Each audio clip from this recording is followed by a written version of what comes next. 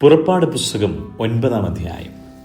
യഹോവ പിന്നെയും മോശയോട് കൽപ്പിച്ചത്, നീ ഫറവോന്റെ അടുക്കൽ ചെന്ന് അവനോട് പറയേണ്ടത് എന്തെന്നാൽ, എബ്രായരുടെ ദൈവമായ യഹോവ ഇപ്രകാരം അരുളി ചെയ്യുന്നു, എന്നെ ആരാധിപ്പാൻ എൻ്റെ ജനത്തെ വിട്ടയപ്പാൻ സമ്മതിക്കാതെ ഇനിയും അവരെ തടഞ്ഞു നിർത്തിയാൽ, യഹോവയുടെ കൈ കുതിര, കഴുത, ഒട്ടകം, കന്നുകാലി, ആട് എന്നിങ്ങനെ വയലിൽ നിനക്കുള്ള മൃഗങ്ങളിൽ മേൽ വരും. അതികഠിനമായ വ്യാധി ഉണ്ടാകും. യഹോവ ഇസ്രായേല്യരുടെ മൃഗങ്ങൾക്കും മിസ്രയീമ്യരുടെ മൃഗങ്ങൾക്കും തമ്മിൽ വ്യത്യാസം വയ്ക്കും. ഇസ്രായേൽ മക്കൾക്കുള്ള സകലത്തിലും ഒന്നും ചാകയില്ല. നാളെ യഹോവ ഈ കാര്യം ദേശത്ത് ചെയ്യുമെന്ന് കൽപ്പിച്ച് സമയം കുറിച്ചിരിക്കുന്നു. അങ്ങനെ പിറ്റേ ദിവസം യഹോവ ഈ കാര്യം ചെയ്തു. മിസ്രയീമ്യരുടെ മൃഗങ്ങളെല്ലാം ചത്തു. ഇസ്രായേൽ മക്കളുടെ മൃഗങ്ങളോ ഒന്നുപോലും ചത്തില്ല. ഫറവോൻ ആളയച്ചു. ഇസ്രായേല്യരുടെ മൃഗങ്ങൾ ഒന്നുപോലും ചത്തില്ല എന്ന് കണ്ടു. എങ്കിലും ഫറവോന്റെ ഹൃദയം കഠിനപ്പെട്ടു. അവൻ ജനത്തെ വിട്ടയച്ചതുമില്ല. പിന്നെ യഹോവ മോശയോടും അഹരോനോടും, അടുപ്പിലെ വെണ്ണീർ കൈനിറച്ചു വാരുവിൻ. മോശ അത് ഫറവോന്റെ മുമ്പാകെ ആകാശത്തേക്ക് വിതറട്ടെ. അത് മിസ്രയീം ദേശത്തെ എല്ലായിടവും ധൂളിയായി പാറി മിസ്രയീം ദേശത്തൊക്കെയും മനുഷ്യരുടെയും മൃഗങ്ങളുടെ മേലും പുണ്ണായി പൊങ്ങുന്ന പരുവാകും എന്ന് കൽപ്പിച്ചു. അങ്ങനെ അവർ അടുപ്പിലെ വെണ്ണീർ വാരി ഫറവോന്റെ മുമ്പാകെ നിന്നു. മോശ അത് ആകാശത്തിലേക്ക് വിതറിയപ്പോൾ അത് മനുഷ്യരുടെ മേലും മൃഗങ്ങളിന്മേലും പുണ്ണായി പൊങ്ങുന്ന പരുവായി തീർന്നു.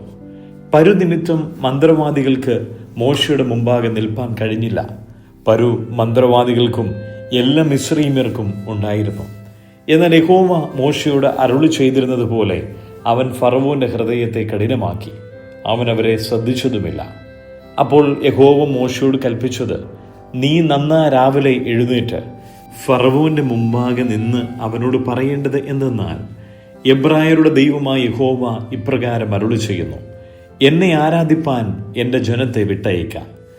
സർവഭൂമിയിലും എന്നെപ്പോലെ മറ്റൊരുത്തനില്ല എന്ന് നീ അറിയേണ്ടതിന് ഈ പ്രാവശ്യം ഞാൻ എൻ്റെ ബാധകളൊക്കെയും നിന്റെ മേലും നിന്റെ ഭൃത്യന്മാരുടെ മേലും നിന്റെ ജനത്തിന്മേലും അയക്കും. ഇപ്പോൾ തന്നെ ഞാൻ എൻ്റെ കൈ നീട്ടി നിന്നെയും നിന്റെ ജനത്തെയും മഹാമാരിയാൽ ദണ്ഡിപ്പിച്ച് നിന്നെ ഭൂമിയിൽ നിന്ന് ഛേദിച്ചു കളയുമായിരുന്നു. എങ്കിലും എൻ്റെ ശക്തി നിന്നെ കാണിക്കേണ്ടതിനും എൻ്റെ നാമം സർവഭൂമിയിലും പ്രസ്താവിക്കപ്പെടേണ്ടതിനും ഞാൻ നിന്നെ നിർത്തിയിരിക്കുന്നു. എൻ്റെ ജനത്തെ അയക്കാതിരിപ്പാൻ തക്കവണ്ണം നീ ഇനിയും അവരെ തടഞ്ഞു നിർത്തുന്നു. മിസ്രയീം സ്ഥാപിതമായ നാൾ മുതൽ ഇന്നുവരെ അതിലുണ്ടായിട്ടില്ലാത്ത അതികഠിനമായ കൽമഴ ഞാൻ നാളെ ഈ നേരത്ത് പെയ്യിക്കും. അതുകൊണ്ട് ഇപ്പോൾ ആളയച്ച് നിന്റെ മൃഗങ്ങളെയും വയലിൽ നിനക്കുള്ള സകലത്തെയും അകത്തു വരുത്തിക്കൊള്ളുക. വീട്ടിൽ വരുത്താതെ വയലിൽ കാണുന്ന സകല മനുഷ്യന്റെയും മൃഗത്തിൻ്റെയും മേൽ കൽമഴ പെയ്യുകയും എല്ലാം ചാകുകയും ചെയ്യും. ഫറവോന്റെ ഭൃത്യന്മാരിൽ യഹോവയുടെ വചനത്തെ ഭയപ്പെട്ടവർ ദാസന്മാരെയും മൃഗങ്ങളെയും വീടുകളിൽ വരുത്തി രക്ഷിച്ചു. എന്നാൽ യഹോവയുടെ വചനത്തെ പ്രമാണിക്കാതിരുന്നവർ ദാസന്മാരെയും മൃഗങ്ങളെയും വയലിൽ തന്നെ വിട്ടയച്ചു. പിന്നെ യഹോവ മോശയോട്, മിസ്രയീം ദേശത്ത് എല്ലായിടവും മനുഷ്യരുടെയും മൃഗങ്ങളുടെ മേലും മിസ്രയീം ദേശത്തുള്ള സകല സസ്യത്തിന്മേലും കൽമഴ വരുവാൻ നിന്റെ കൈ ആകാശത്തേക്ക് നീട്ടുക എന്ന് കൽപ്പിച്ചു. മോശ തന്റെ വടി ആകാശത്തേക്ക് നീട്ടി. അപ്പോൾ യഹോവ ഇടിയും കൽമഴയും അയച്ചു. തീ ഭൂമിയിലേക്ക് പാഞ്ഞിറങ്ങി. യഹോവ മിസ്രയീം ദേശത്തിന്മേൽ കൽമഴ പെയ്യിച്ചു. ഇങ്ങനെ കൽമഴയും കൽമഴയോട് കൂടെ വിടാതെ ഇറങ്ങുന്ന തീയും അതികഠിനമായിരുന്നു. മിസ്രയീം ദേശത്ത് ജനവാസം തുടങ്ങിയത് മുതൽ അതിലെങ്ങും ഇതുപോലെ ഉണ്ടായിട്ടില്ല. മിസ്രയീം ദേശത്ത് എല്ലായിടവും മനുഷ്യരെയും മൃഗങ്ങളെയും വയലിലിരുന്ന സകലത്തെയും കൽമഴ സംഹരിച്ചു. കൽമഴ വയലിലുള്ള സകല സസ്യത്തെയും നശിപ്പിച്ചു. പറമ്പിലെ വൃക്ഷത്തെയൊക്കെയും തകർത്തു കളഞ്ഞു. ഇസ്രായേൽ മക്കൾ പാർത്ത ഗോഷേൻ ദേശത്ത് മാത്രം കൽമഴയുണ്ടായില്ല. അപ്പോൾ ഫറവോൻ ആളയച്ചു. മോശയും അഹരോനെയും വിളിപ്പിച്ച് അവരോട്, ഈ പ്രാവശ്യം ഞാൻ പാപം ചെയ്തു. യഹോവ നീതിയുള്ളവൻ, ഞാനും എൻ്റെ ജനവും ദുഷ്ടന്മാർ. യഹോവയോട് പ്രാർത്ഥിപ്പിൻ. ഈ ഭയങ്കരമായ ഇടിയും കൽമഴയും മതി. ഞാൻ നിങ്ങളെ വിട്ടയക്കാം. ഇനി താമസിപ്പിക്കുകയില്ല എന്ന് പറഞ്ഞു. മോശെ അവനോട്, ഞാൻ പട്ടണത്തിൽ നിന്ന് പുറപ്പെടുമ്പോൾ യഹോവയിങ്കലേക്ക് കൈമലർത്തും. ഭൂമി യഹോവയ്ക്കുള്ളത് എന്ന് നീ അറിയേണ്ടതിന് ഇടിമുഴക്കം നിന്നുപോകും, കൽമഴയും പിന്നെ ഉണ്ടാകിയില്ല. എന്നാൽ നീയും നിന്റെ ഭൃത്യന്മാരും യഹോവയായ ദൈവത്തെ ഭയപ്പെടുകയില്ല എന്ന് ഞാൻ അറിയുന്നു എന്ന് പറഞ്ഞു. അങ്ങനെ ചണവും യവവും നശിച്ചുപോയി. യവം കതിരായും ചണം പൂത്തും ഇരുന്നു. എന്നാൽ കോതമ്പും ചോളവും വളർന്നിട്ടില്ലാത്തതുകൊണ്ട് നശിച്ചില്ല.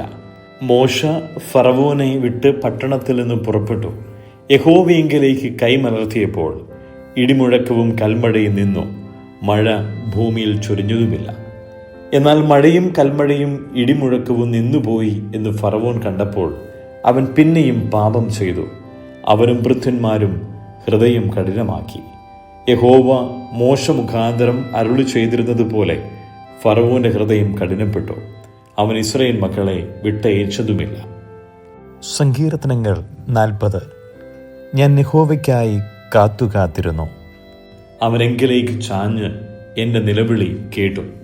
നാശകരമായ കുഴിയിൽ നിന്നും കുഴിഞ്ഞ ചേറ്റിൽ നിന്നും അവൻ എന്നെ കയറ്റി. എൻ്റെ കാലുകളെ ഒരു പാറമേൽ നിർത്തി എൻ്റെ ഗമനത്തെ സ്ഥിരമാക്കി. അവൻ എൻ്റെ വായിൽ പുതിയൊരു പാട്ട് തന്നു, നമ്മുടെ ദൈവത്തിന് സ്തുതി തന്നെ. പലരും അത് കണ്ടു ഭയപ്പെട്ടു. യഹോവയിൽ ആശ്രയിക്കും. യഹോവയെ തൻ്റെ ആശ്രയമാക്കിക്കൊള്ളുകയും നിഗളികളെയും വ്യാജത്തിലേക്ക് തിരിയുന്നവരെയും ആദരിക്കാതിരിക്കുകയും ചെയ്യുന്ന മനുഷ്യൻ ഭാഗ്യവാൻ. എൻ്റെ ദൈവമായ യഹോവേ, നീ ചെയ്ത അത്ഭുത പ്രവൃത്തികളും ഞങ്ങൾക്ക് വേണ്ടിയുള്ള നിന്റെ വിചാരങ്ങളും വളരെയാകുന്നു. നിന്നോട് സദൃശൻ ആരുമില്ല. ഞാൻ അവയെ വിവരിച്ച് പ്രസ്താവിക്കുമായിരുന്നു, എന്നാൽ അവ എണ്ണിക്കൂടാതെ വണ്ണം അധികമാകുന്നു. ഹനനയാഗവും ഭോജനയാഗവും നീ ഇച്ഛിച്ചില്ല. നീ ചെവികളെ എനിക്ക് തുളച്ചിരിക്കുന്നു. ഹോമയാഗവും പാപയാഗവും നീ ചോദിച്ചില്ല. അപ്പോൾ ഞാൻ പറഞ്ഞു, ഇതാ ഞാൻ വരുന്നു. പുസ്തക ചുരുളിൽ എന്നെക്കുറിച്ച് എഴുതിയിരിക്കുന്നു. എൻ്റെ ദൈവമേ, നിന്റെ ഇഷ്ടം ചെയ്യുവാൻ ഞാൻ പ്രിയപ്പെടുന്നു. നിന്റെ ന്യായപ്രമാണം എൻ്റെ ഉള്ളിൽ ഇരിക്കുന്നു. ഞാൻ മഹാസഭയിൽ നീതിയെ പ്രസംഗിച്ചു. അധരങ്ങളെ ഞാൻ അടക്കിയിട്ടില്ല. യഹോവേ, നീ അറിയുന്നു, ഞാൻ നിന്റെ നീതിയെ എൻ്റെ ഹൃദയത്തിൽ മറച്ചു വെച്ചില്ല. നിന്റെ വിശ്വസ്തതയും രക്ഷയും ഞാൻ പ്രസ്താവിച്ചു.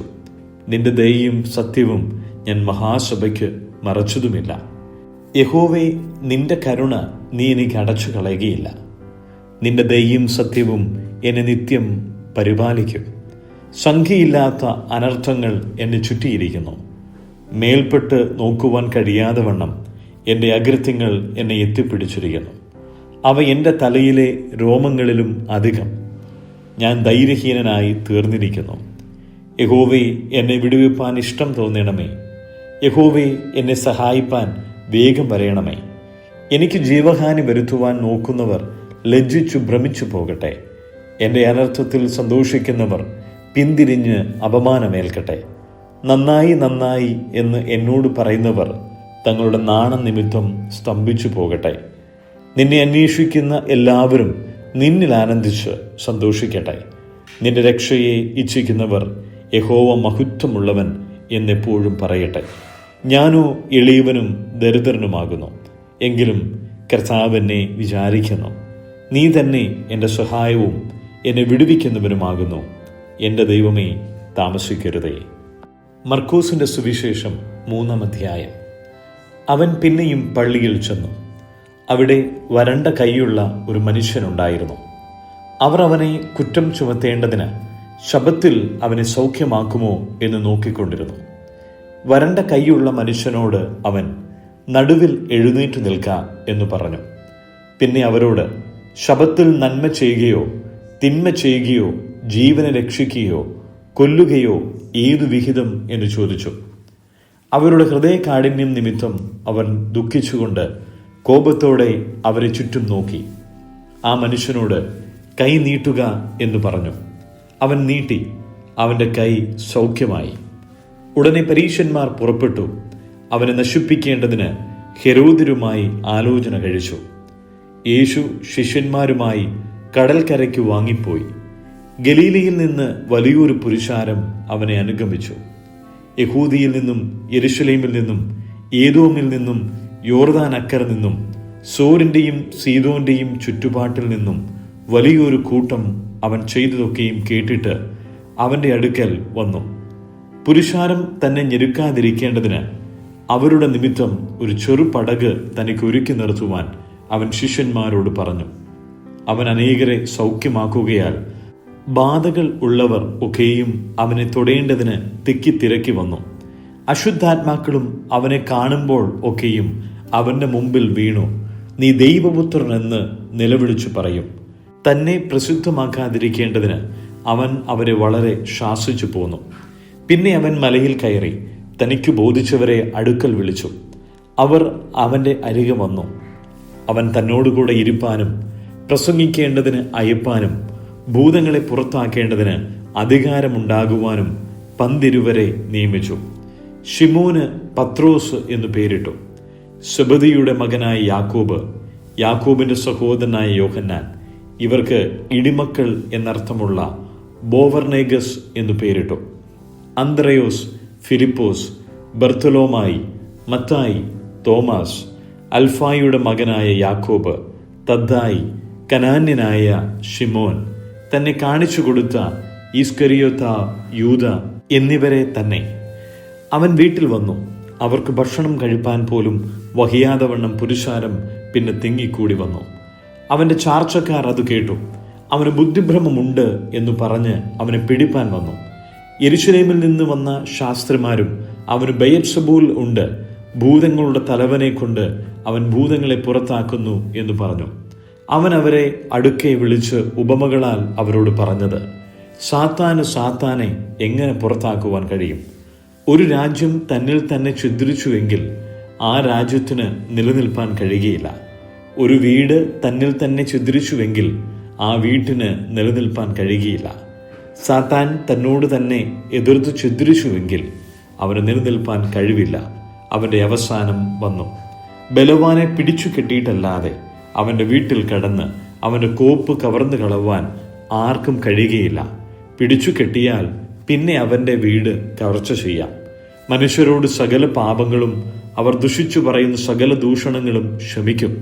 പരിശുദ്ധാത്മാവിന്റെ നേരെ ദൂഷണം പറയുന്നവനോ ഒരു നാളും ക്ഷമ കിട്ടാതെ നിത്യശിക്ഷയ്ക്ക് യോഗ്യനാകും എന്ന് ഞാൻ സത്യമായിട്ട് നിങ്ങളോട് പറയുന്നു. അവന് ഒരു അശുദ്ധാത്മാവുണ്ട് എന്നവർ പറഞ്ഞിരുന്നു. അനന്തരം അവന്റെ അമ്മയും സഹോദരന്മാരും വന്നു പുറത്തുനിന്ന് അവനെ വിളിപ്പാൻ ആളയച്ചു. പുരുഷാരം അവന്റെ ചുറ്റും ഇരുന്നിരുന്നു. അവർ അവനോട്, നിന്റെ അമ്മയും സഹോദരന്മാരും പുറത്തുനിന്ന് നിന്നെ അന്വേഷിക്കുന്നു എന്ന് പറഞ്ഞു. അവൻ അവരോട്, എൻ്റെ അമ്മയും സഹോദരന്മാരും ആർ എന്ന് പറഞ്ഞിട്ട് ചുറ്റിലും ഇരിക്കുന്നവരെ നോക്കിക്കൊണ്ട്, എൻ്റെ അമ്മയും സഹോദരന്മാരും ഇതാ, ദൈവത്തിൻ്റെ ഇഷ്ടം ചെയ്യുന്നവൻ തന്നെ എൻ്റെ സഹോദരനും സഹോദരിയും അമ്മയും ആകുന്നു എന്ന് പറഞ്ഞു.